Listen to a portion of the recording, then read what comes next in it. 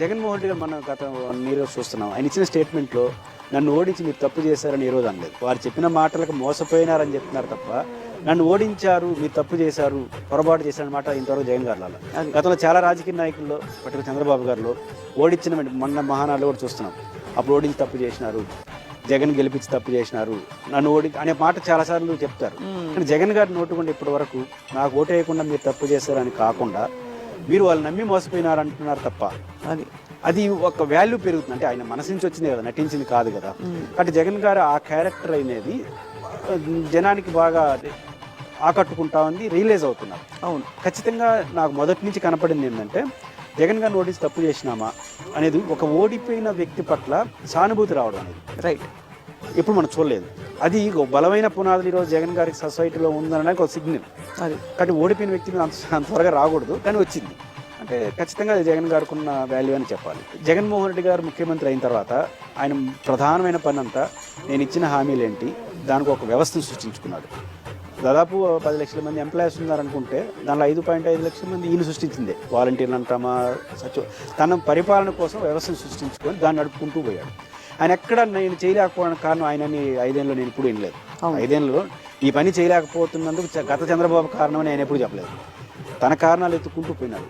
ఈ ప్రభుత్వం వచ్చినప్పటి నుంచి చేయకపోవడానికి కారణం గత ప్రభుత్వం అని ఎప్పుడైతే డిఫెన్స్ పాలిటిక్స్ నడిపిందో ఖచ్చితంగా జగన్ గారి ప్రాధాన్యత మరింత పెరిగింది.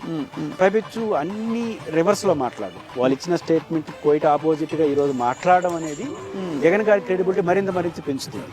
మాకు రాజీవ్ గాంధీ గారు ఎప్పుడు చెప్తుంటారు కదా, 1000 రూపాయల పైన మేము ఇస్తే ప్రజలకు అందడానికి 10 రూపాయలు అందదు, మొత్తం కరప్షన్ అయిపోతున్నాడు. జగన్ గారు 2,50,000 కోట్లు ఇస్తే 2,50,000 డైరెక్ట్గా ప్రజలకు వెళ్ళినాయి. నాన్ కరప్షనే కదా, ఇంత కరప్ట్ సొసైటీలో. ఖచ్చితంగా జగన్ గారి సంక్షేమ పథకాలు బాగా పనిచేసి ముఖ్యంగా కరోనా సమయంలో ప్రాణాలు కాపాడ్డాయి. కాబట్టి ఇవన్నీ ఈ రోజు కూడా జగన్ గారికి పునాదులుగానే ఉన్నాయని అనిపిస్తుంది. ఈ రోజు జగన్మోహన్ రెడ్డి గారి పైన అపోహలే తప్ప 2024 ఎన్నికల్లో అపోహలే అన్నీ. ల్యాండ్ సీలింగ్ యాక్ట్ కావచ్చు, సంక్షేమ పథకాలు కావచ్చు, అప్పులు కావచ్చు. అపోహలు ఎన్ని రోజులు ఉంటాయి? అపోహలు నిజాలు తెలియని తర్వాత పటాపంచ లేకుండా. ది బెస్ట్ ఎగ్జాంపుల్ ఇప్పుడు అందరూ ఒక చర్చ నడుస్తున్నారు, జగన్మోహన్ రెడ్డి అప్పులు పాలు చేసేసినాడు. స్వప్న గారు నేను చూస్తే నేను ధైర్యంగా స్టేట్మెంట్ ఇవ్వగలను. ఇప్పటివరకు జరిగిన అప్పుల్లో మెజారిటీ అప్పులు చంద్రబాబు గారు చేసినారు. జగన్ గారు ఎక్కువ అప్పులు చేయడం కాదు, జగన్ గారి కన్నా ఈ హైయెస్ట్ అప్పులు చేసి చంద్రబాబు నాయుడు గారు. లెక్క కూడా ఉంది, మన వారసత్వంగా 1,00,000 చిల్లర కోట్లు వచ్చినాయి. ఇది ఉమ్మడి రాష్ట్రం నుంచి. దాంట్లో 50% చంద్రబాబు గారుగా. అవునుగా, ఎందుకంటే నా 10 ఏళ్ళు పరిపాలించాడు కాబట్టి 50,000 కోట్లు అయింది అనుకున్నాం. ఆయన 2,70,000-80,000 కోట్ల దాకా అప్పు చేసినాడు. 3,50,000 కోట్లు అయినాయి అక్కడికి. జగన్ గారు చేసినప్పుడు 3 లక్షల కోట్లు, అక్కడికే 3 లక్షలు, ఇప్పుడు 1 లక్ష కోట్లు చెప్పారు. అంటే ఇప్పుడు ఈరోజు లాస్ట్లో 9 లక్షల కోట్లు అప్పు ఉన్నాయంటే దాంట్లో 5 లక్షల కోట్లు చంద్రబాబు గారు. ఇప్పుడు ఎవరు మెజారిటీ అప్పులు చేసిన ఆయన, ఈ తర్వాత అప్పులు చేసిన ఆయన గురించి మొత్తం అప్పులు పాలని వేస్తున్నాడు. ఎన్ని రోజులు చెప్తారు ఈ మాట? 1 రోజు తెలుస్తారు, 2 రోజులు తెలుస్తారు, 3 రోజులు చెప్తారు, అయిపోతుంది. కాబట్టి జగన్మోహన్ రెడ్డి గారు ఖచ్చితంగా ఆ రోజు అపోహలతో ఇబ్బంది పడ్డాడు. అపోహలు కొన్ని రోజులు పనిచేస్తాయి, దాంట్లో డౌట్ ఏం లేదు. అంటే ఆ అపోహల నుంచి రియలైజ్ అవుతున్నారు కాబట్టి అన్ని అపోహలు అవుతున్నాయి కదా. జగన్ అప్పులు పాలు చేసేసినాడని పెద్ద పెద్ద మేధావులు అనుకునే వాళ్ళు శ్రీలంక అంటే నమ్ముతున్నారు కదా, నమ్మి ప్రచారం చేసేసినారు కదా. అదే మేధావులు మళ్ళీ చంద్రబాబు గారు అంతకన్నా ఎక్కువ ఇస్తానంటే నోరు మెదపుకుని ఇంట్లో కూర్చున్నారు, ఇప్పుడు మాట్లాడట్లేదు.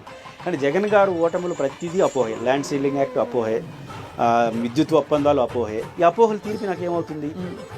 రెట్టించిన ఉత్సాహంతో బహుశా జగన్మోహన్ రెడ్డి గారు వైనాట్ 175 అనేది ఆయన సాధించలేకపోయాడు, కానీ వీళ్ళేమన్నా రిటర్న్ గిఫ్ట్ ఇస్తారు అంత పరిస్థితి రావడానికి కారణం ఇదే కారణం. సో అయితే 2.0 కొత్త ఉత్సాహాన్ని అయితే తీసుకొస్తుందంటారు. అయితే అబ్సల్యూట్గా 2 రకాలు ప్రజల్లో పనిచేస్తూ ఉంది, పార్టీ శ్రేణుల్లో పనిచేస్తుంది. పార్టీ శ్రేణుల్లో మళ్ళీ జగన్ గారితో మేము దగ్గర అవ్వగలిగాం అని వాళ్ళలో కాన్ఫిడెన్స్ వస్తామని, ప్రజల్లో కూడా జగన్ గారు వస్తే బాగుంటుందనే భావన ఏదైతే 2 క్లబ్ అవుతున్నాయి.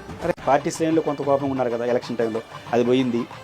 2వ అంశం, ఈరోజు ఆయన వాళ్ళు ఏమీ చేయలేకపోతున్నారు. అంతే, ఉద్యోగస్తులకు జీత బత్యాలు కానీ ఇప్పుడు 2 DAలు అమలయ్యారు గారు. ఈ 2 DAలు జగన్ ఇచ్చింది, అది ఎవరికి తెలియదు, వీళ్ళు కూడా చెప్పరు. మార్చిలో క్యాబినెట్లో ఒక తీర్మానం చేశాడు, ఒక DA ఇప్పుడు ఇస్తున్నాను, ఇంకొక DA జూన్ నుంచి అమలు అవుతుంది అని క్యాబినెట్ అప్రూవ్ చేసేశారు. ఆటోమేటిక్గా అమలు కూడా అయిపోయింది. ఈ ప్రభుత్వం ఇంకొక DA లేదు, ఈ ప్రభుత్వం ఇచ్చిన 1 DA కూడా జగన్ గారు ఇచ్చింది. మరి ఆ విషయం ఎవరికి తెలియదు. కాబట్టి భారతి గారు నేరుగా రాజకీయాలకు రావాల్సిన అవసరం నాకైతే కనపడలేదు. ఆమె వస్తారని ఆమె పని ఆమె చేసుకుంటారు. కాకపోతే వీళ్ళు పదే వారి క్యారెక్టర్ని వారిని ఇబ్బంది పెట్టడం ద్వారా జగన్ గారిని ఇబ్బంది పెట్టారు. నా మీద కోపం అని నేను అనుకోను. భార్య కదా, సొంత ఇంటూ ఇరిటేట్ అవుతారు కదా. నిజానికి భారతి గారు నడుపుతున్నటువంటి institution Venkatappa memorial English medium school ఒక రకంగా ఆంధ్రప్రదేశ్లో నాడు నేడుకు స్ఫూర్తి. అవును. కానీ ఎవరికి తెలుసు, చాలా సింపుల్గా అన్నారు, వాళ్ళు ₹1 పెడతారా ప్రజలు. కానీ అసలు ఆ ఇంగ్లీష్ మీడియం స్కూల్లో సంవత్సరానికి 10,000 మంది ఉచితంగా పేదలకు చదివిస్తున్నారు. ఉచితంగా డ్రెస్సు, ఉచితంగా మెటీరియల్, ఇంగ్లీష్ మీడియం. ఇవన్నీ కదా నాడు నేడు అంటే. ఒక తన భార్య, ఒక మహిళ, వెంకటప్ప అనైనా రాజశేఖర రెడ్డి గారి గురువు. అవును. బీసీ వాళ్ళు అక్కడ చదువుకున్నాడు స్కూల్. ఆయన కమ్యూనిస్ట్ పార్టీ నేపథ్యం. రాజశేఖర రెడ్డి గారికి ఒక రకంగా పేదల పట్ల స్థాపించుకున్నాడు, ఆయనే కారణం.